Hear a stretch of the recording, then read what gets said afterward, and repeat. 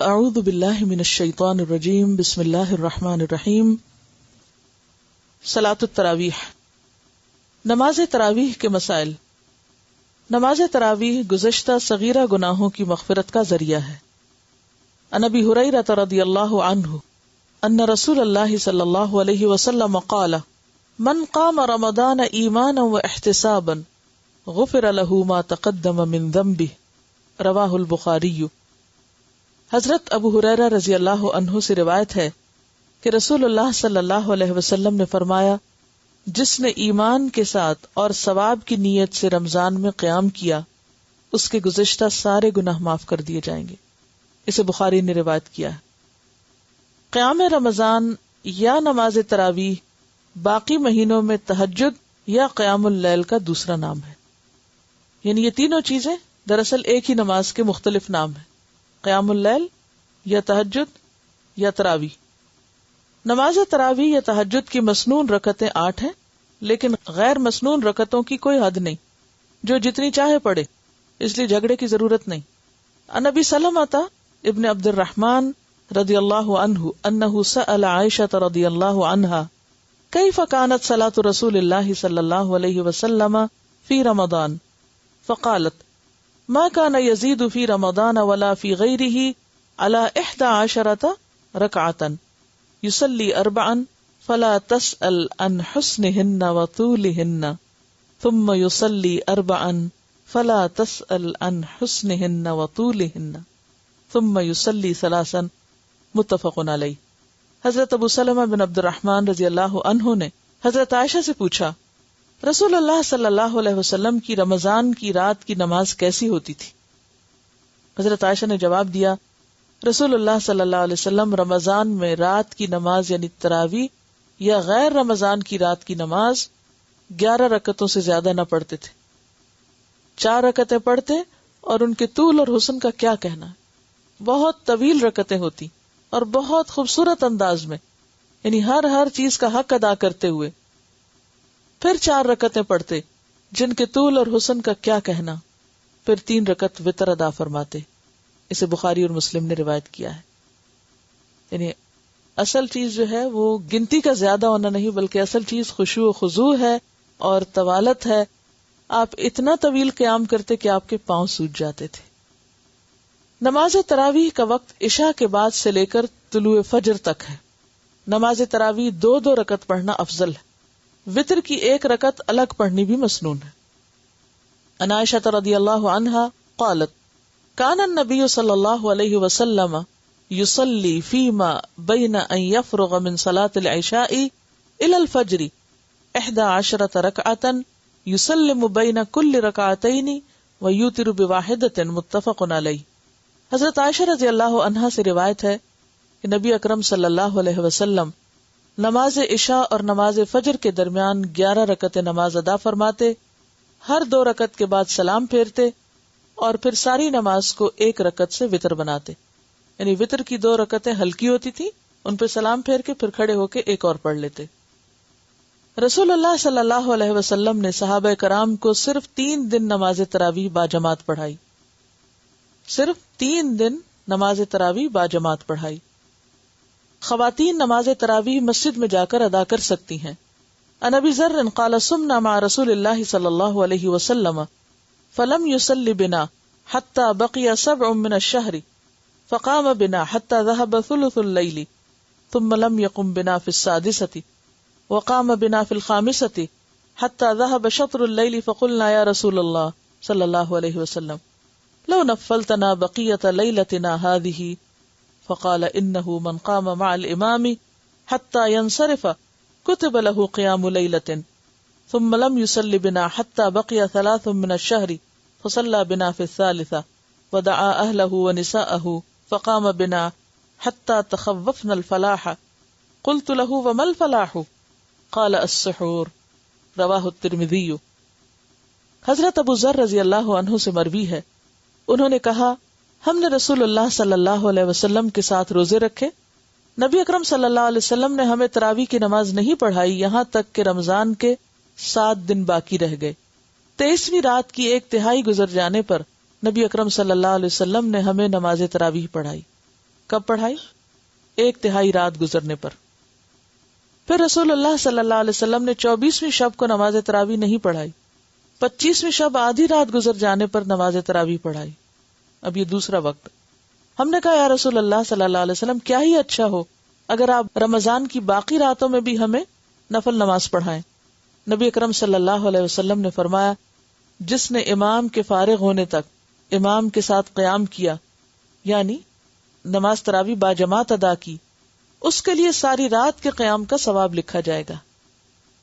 پھر رسول اکرم صلی اللہ علیہ وسلم نے ہمیں نماز تراویح نہیں پڑھائی حتیٰ کہ 3 روز باقی رہ گئے، یعنی 27ویں کو۔ چنانچہ آپ نے ہمیں تیسری مرتبہ 27ویں شب تراویح پڑھائی، جس میں اپنے اہل و عیال کو بھی شامل کیا۔ اہل و عیال سے مراد ازواج وغیرہ۔ یہاں تک کہ ہمیں فلاح کے ختم ہونے کا ڈر ہوا۔ میں نے ابو ذر سے پوچھا فلاح کیا ہے؟ ابو ذر نے جواب دیا سحری، یعنی اتنی دیر تک پڑھائی کہ یوں لگتا تھا جیسے فجر ہونے لگی ہے، طویل قیام کرایا۔ اسے ترمذی نے روایت کیا ہے۔ تو اس سے کیا پتہ چلتا ہے کہ اول رات بھی آپ پڑھ سکتے ہیں، آدھی رات کو بھی پڑھ سکتے ہیں، اور آخری حصے میں بھی پڑھ سکتے ہیں۔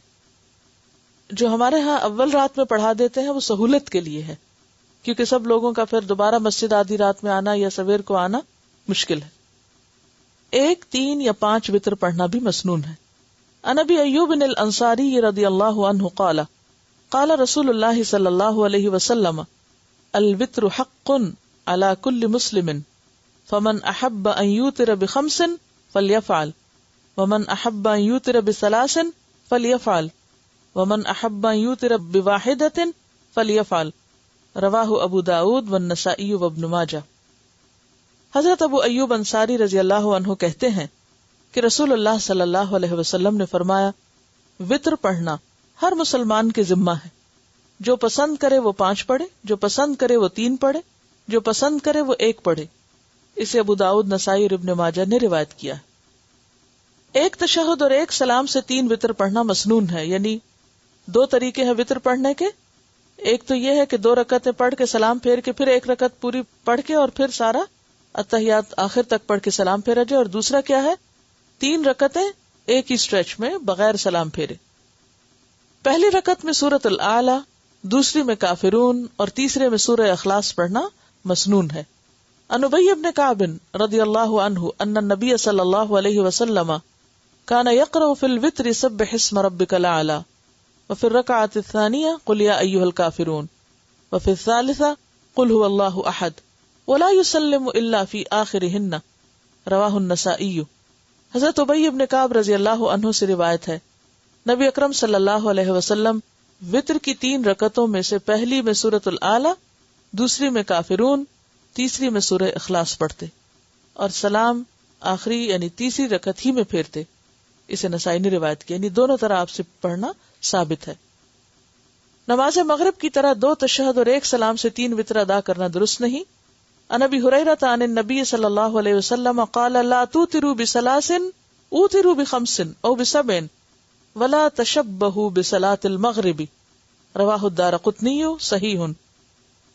حضرت ابو ہریرہ رضی اللہ عنہ نبی اکرم صلی اللہ علیہ وسلم سے روایت کرتے ہیں کہ 3 وتر مغرب کی نماز کی طرح نہ پڑھو، کیونکہ مغرب کی نماز میں 2 پڑھ کے اور پھر اٹھ کے پڑھتے، بلکہ 5 یا 7 پڑھو۔ 3 وتر نماز مغرب کی طرح 2 تشہد اور 1 سلام سے پڑھ کر وتروں کی نماز مغرب سے مشابہ نہ کرو۔ اسے دارقطنی نے روایت کیا ہے۔ وتروں میں دعائے قنوت رکوع سے قبل اور بعد دونوں طرح پڑھنی جائز ہے۔ سئل انس بن مالک رضی اللہ عنہ عن القنوت فقال قنت رسول اللہ صلی اللہ علیہ وسلم بعد الرکوع وفی روایت قبل الرکوع وبعدہ رواہ ابن ماجہ۔ حضرت انس بن مالک رضی اللہ عنہ سے دعائے قنوت کے بارے میں دریافت کیا گیا تو انہوں نے کہا کہ رسول اللہ صلی اللہ علیہ وسلم نے رکوع کے بعد قنوت پڑھی ہے، ایک روایت میں یوں ہے کہ رکوع سے پہلے اور بعد دونوں طرح پڑھی ہے۔ اسے ابن ماجہ نے روایت کیا ہے۔ دعائے قنوت جو نبی اکرم صلی اللہ علیہ وسلم نے حضرت حسن بن علی رضی اللہ تعالی عنہ کو وتر میں پڑھنے کے لیے سکھائی وہ درج ذیل ہے۔ عن الحسن بن علی رضی اللہ عنہما قال علمنی رسول اللہ صلی اللہ علیہ وسلم کلمات اقولهن فی القنوت الوتر اللہم اہدنی فی من ہدیت وعافنی فی من عافیت وتولنی فی من تولیت وبارک لی فی ما اعطیت وقنی شر ما قضیت فإنک تقضی ولا یقضى علیک انہ لا یذل من والیت ولا يعز من عادیت تبارکت ربنا وتعالیت رواہ الترمذی و ابو داود والنسائی و ابن ماجہ والدارمی۔ حضرت حسن بن علی رضی اللہ عنہ کہتے ہیں کہ رسول اللہ صلی اللہ علیہ وسلم نے مجھے وطروں میں پڑھنے کے لیے یہ دعائے قنوت سکھائی: الہی مجھے ہدایت دے اور ہدایت یافتہ لوگوں میں شامل فرما، مجھے عافیت دے اور ان لوگوں میں شامل فرما جنہیں تو نے عافیت عطا فرمائی، مجھے اپنا دوست بنا کر ان لوگوں میں شامل فرما جنہیں تو نے اپنا دوست بنایا، جو نعمتیں تو نے مجھے دی ہیں ان میں برکت عطا فرما، اس برائی سے مجھے محفوظ رکھ جس کا تو نے فیصلہ کیا ہے، بلا شبہ فیصلہ کرنے والا تو ہی ہے اور تیرے خلاف فیصلہ نہیں کیا جاتا، جسے تو دوست رکھے وہ کبھی رسوا نہیں ہوتا اور جس سے تو دشمنی رکھے وہ کبھی عزت نہیں حاصل کر سکتا۔ اے ہمارے پروردگار، تیری ذات بڑی بابرکت اور بلند و بالا ہے۔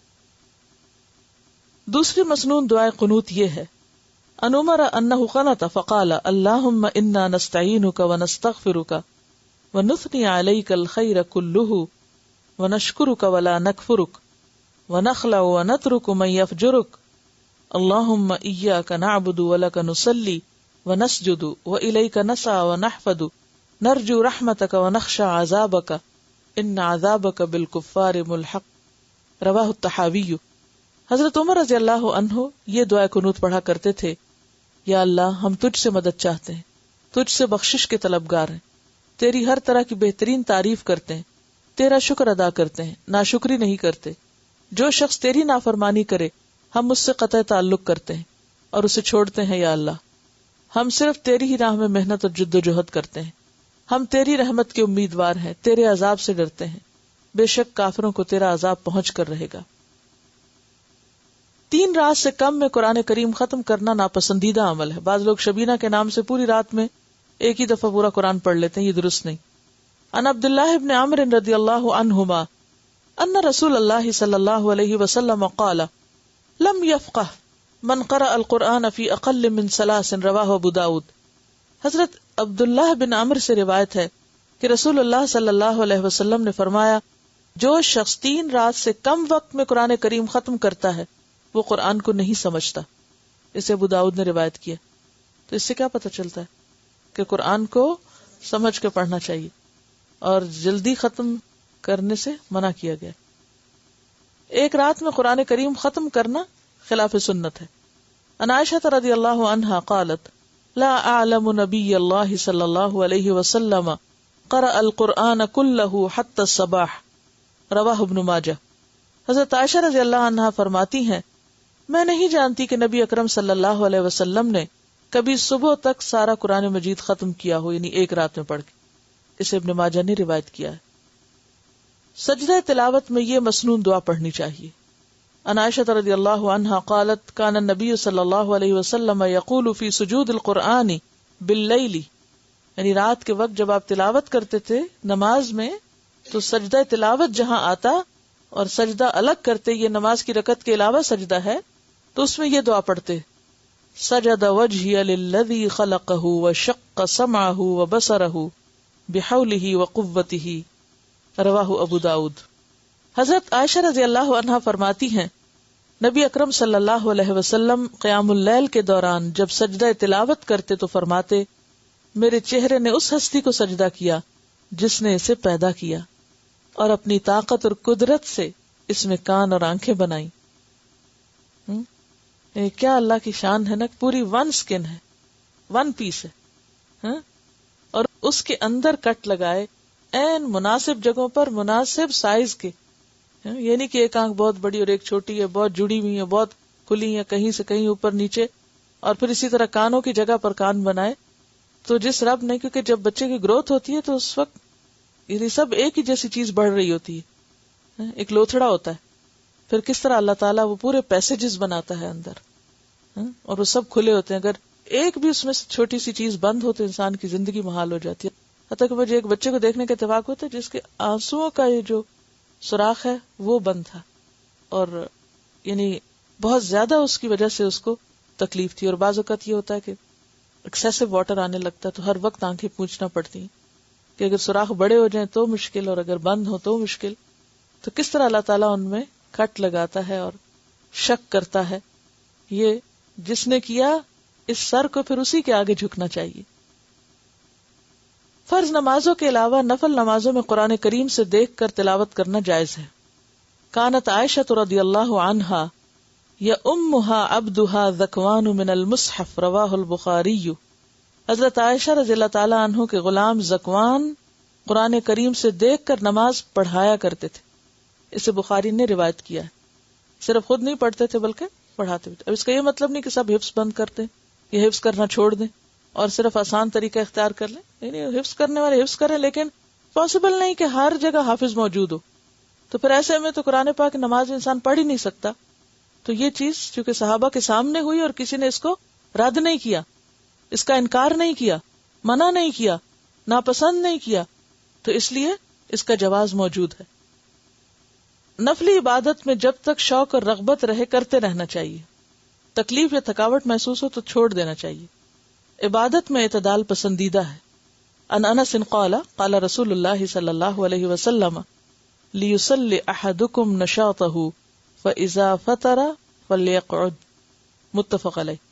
حضرت انس رضی اللہ عنہ کہتے ہیں رسول اللہ صلی اللہ علیہ وسلم نے فرمایا، نفل نماز اپنی طبیعت کی خوشی اور شوق کے مطابق پڑھو. جب طبیعت تھک جائے تو بیٹھ جاؤ، یعنی پھر بیٹھ کے بھی پڑھ سکتے ہیں یا پھر تھوڑا بریک بھی لے سکتے ہیں. اسے بخاری اور مسلم نے روایت کیا. آپ نے دیکھا ہوگا کہ شروع کے 1-2 دن مشکل ہوتے ہیں، پھر مزہ آنے لگتا ہے. ان عائشہ رضی اللہ عنہا قالت قال رسول اللہ صلی اللہ علیہ وسلم خذوا من الاعمال ما تطيقون فان اللہ لا يمل حتى تملوا. متفق علیہ. حضرت عائشہ رضی اللہ تعالی عنہا کہتی ہیں رسول اللہ صلی اللہ علیہ وسلم نے فرمایا، اپنی ہمت کے مطابق عبادت کرو، اللہ تعالیٰ اجر دیتے، کبھی نہیں تھکتے، جبکہ تم عبادت کرتے تھک جاتے ہو. اسے بخاری اور مسلم نے روایت کیا. یعنی جو کام شروع کرو پھر اس کو نبھاتے بھی جاؤ. ایسا نہیں کہ کبھی تو بہت زیادہ کر لیا اور کبھی بالکل بھی نہ کیا. فرض نمازیں بھی چھوڑ دی رمضان کے بعد. ان عبداللہ ابن عمرو بن العاص رضی اللہ عنہما قال قال رسول اللہ صلی اللہ علیہ وسلم یا عبد اللہ لا تکن مثل فلان کان یقوم من اللیل فترک قیام اللیل. متفق علیہ. حضرت عبداللہ بن عمرو بن العاص کہتے ہیں رسول اللہ صلی اللہ علیہ وسلم نے فرمایا، اے عبداللہ تم فلاں آدمی کی طرح نہ ہو جانا جو رات کو عبادت کے لیے اٹھا کرتا تھا پھر اس نے اٹھنا چھوڑ دیا. اسے بخاری اور مسلم نے روایت کیا ہے. یعنی خواہ تھوڑی عبادت ہو لیکن کیا پسندیدہ ہے؟ مستقل مزاجی کے ساتھ. السلام علیکم ورحمۃ اللہ وبرکاتہ.